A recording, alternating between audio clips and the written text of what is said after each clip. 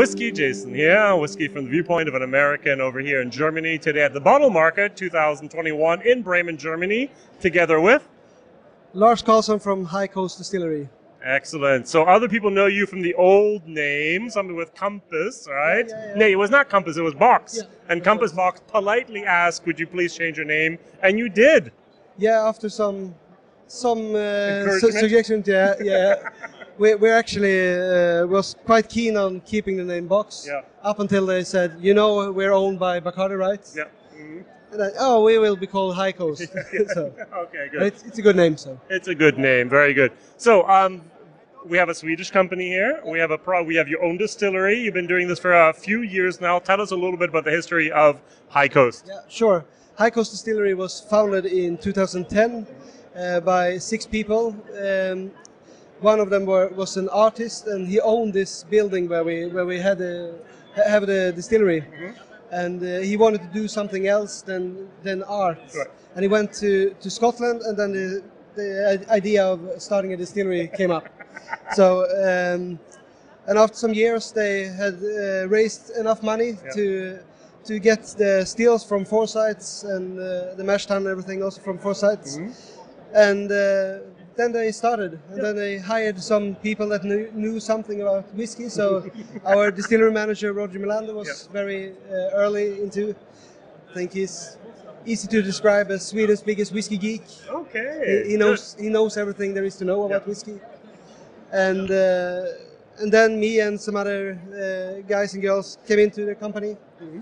And we have, at the moment, I think we have around 15,000 casks in our warehouse. Okay, yeah. We filled the first casks in late in 2010. Yeah. And we mature on all types of casks, basically. So good. We'll talk about those in a moment with the different bottles here. Double distillation, I think. Yeah. Forsyths. Yeah. How big are your pot stills? The wash still is around 3,200 liters, okay. And spirit still is around 1,800 liters. Yeah, so it's quite similar size to Kilhoman. Yeah. Also very similar look as Kilhoman, because the founding group, they went to Kilhoman to learn how to make whiskey. And Kilhoman learned how to do it through Dr. Jim Swan. So yeah. So was Jim Swan ever in your place? No, he wasn't. No. Sadly, but. Yeah. All right, very good. So we have a little bit of the history now. Are you using local Swedish barley, or are you using any type of barley? For the unpeated barley, we use Swedish barley, but we can't grow it this high up in Sweden. We're around 500 kilometers north of Stockholm, so it's quite cold. So it's quite hard to grow barley. So we buy it from south of Sweden, and the peated barley we buy from Scotland and Belgium. Okay, very, very good. Let's go to a couple of your products here. Show us what you have. I recently, I think a couple months ago, did. I'll talk about the one I really like. So you talk about the ones you like. Yeah, we basically do 2 recipes. Right. So we do the unpeated whiskey. That is our interpretation of Japanese whiskey, I would say. Yeah, okay. We do things quite slow, and we let them sit in the wash tanks for 80 hours. Okay, so it's quite quite long fermentation. Yeah. And then we also do the distillation quite slow. So it's around 6 hours is one distillation. It's quite slow. And this one is a product that just released in the. I've never seen it. Cinco. Yeah, cinco. So cinco, five in Spanish. Yeah, exactly. And the name is 5 just because we actually put 5 different types of sherry casks. Okay. Oh. So it's Palo Cortado, it's Amontillado, it's Fino, it's PX, and it's Oloroso. And we mixed all of these casks together and made the cinco. Okay, very good. So unpeated, very fruity, very very nice. Okay. Very good. So we'll continue to the next one here. What do we have? Let's do a peated one as well. Yeah.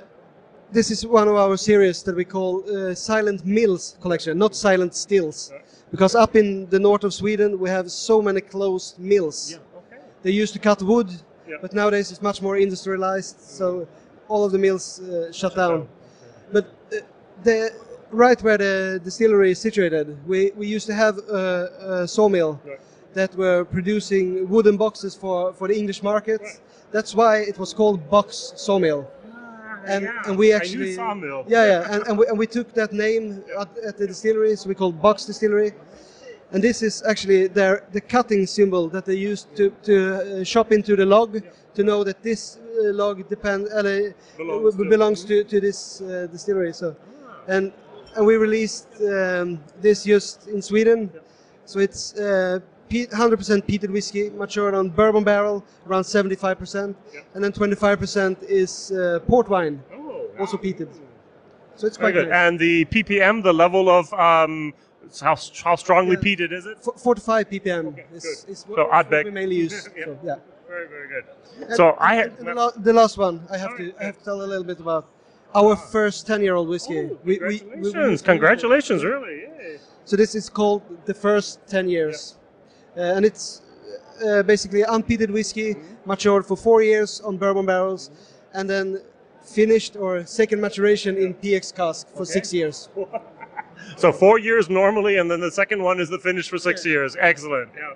So it's quite nice. Okay, what does that bottle cost? In Germany. Let's go for Germany. In Germany, it's 195 euros per bottle. So it's only in Germany we only release 24 bottles. Yeah. Okay. So and I'm not going to get one. we sold it in Sweden, 1,400 bottles, and it sold out. Yeah, I'm sure it sold out very, very quickly. Now I had from you guys something called Berg, B-E-R-G. It was fantastic, people. I've recommended to many, many people since. I don't see it here, but I see maybe is this a successor? Yeah. This is what came after this. So tell me a little, or this is something similar. This is a little bit similar, but this is from our cask program, Yeah. because we sell a lot of customer casks. Like it's 40-liter casks that we sell to a lot of people, and this is what you get after like 4 to 5 years. Mm-hmm. You end up with like 65 to 70 bottles of this. So I've done some. I have 13 casks at the moment. Some of them are 30 liters. Some of them are bigger, 250 and so on. So it's a 40-liter cask. What do I pay at the beginning, and what do I pay to get it bottled? And can you send outside of Sweden? Yeah, we send. Actually, most of the bottles we send to Germany. Okay, I know. Because a lot of Sweden goes to Germany because it's lower taxes here. In the beginning, you pay around 2,100 euro. Okay. 2,000 to 300 maybe, depending on the cask. Yeah. And then it's the tax you pay. So that's around 600 euros or something when you collect the bottles after 4 or 5 years. Very good. Bottling fees, then you have to pay in Germany. You have to pay the VAT. You have to pay the alcohol tax, excise tax, also called there, and so on. So, okay, very, very good. And for about 60 bottles, more or less, from 4 and 0.5 liter, or is it 0? 0.5. Yeah, 0.5. Very good. Not bad, not bad. I've had a few of my friends actually have casks with you, and now they're starting to become the maturation time, and they're starting to get them. And so far, I've only heard good things about what High Coast is doing there. Very, very nice. What can we expect in the future? Anything in the pipeline that you can talk about?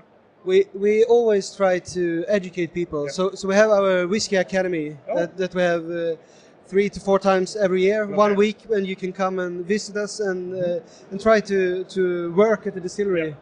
So for all the people that can't get into Springbank, everyone wants to go to Springbank. Aaron used to do it as well. You have to go to Sweden now, correct? Yeah. Okay. Yeah. Just send us an email. You can find everything at highcoastwhiskey.se or com. It's also good. High Coast, one word, whiskey.se or .com. All right, very good. Yeah. And they should talk with Lars here, Karlsson, and he will help you. I will help you, I promise. All right, thank you very much. WhiskyJason here, whiskey from a viewpoint of an American over here in Germany, and I thank you very much for your time. The last words are yours.